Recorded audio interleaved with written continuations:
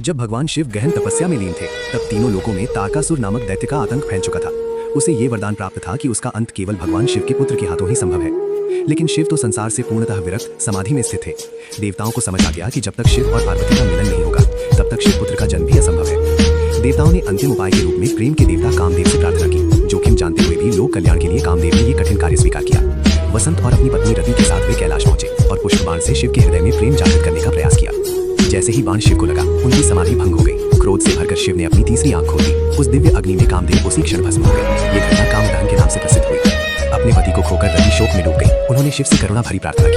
रति की सच्ची भक्ति से प्रसन्न होकर शिव ने वरदान दिया, कामदेव शरीरहीन रूप में जीवित रहेंगे। इसी कारण वे अनंत कहलाए। इसके बाद शिव पार्वती के मिलन से कार्तिकेय का जन्म हुआ, जिन्होंने आगे चलकर तारकासुर का वध कर देवताओं को मुक्त किया। समय के साथ एक और दिव्य रहस्य प्रकट हुआ। शास्त्रों में कहा गया कि कामदेव अगले जन्म में भगवान कृष्ण और रुक्मिणी के पुत्र प्रद्युम्न के रूप में जन्म लेंगे और रति पुनः उनकी संगिनी बनेगी। इसी भविष्यवाणी के अनुसार रति ने मायावती के रूप में जन्म लिया और असुर शंबरा के यहाँ रहने लगी। शंबरा को यह ज्ञात था कि कृष्ण का पुत्र ही उसका अंत करेगा, इसलिए उसने जन्म लेते ही प्रद्युम्न को समुद्र में फेंक दिया।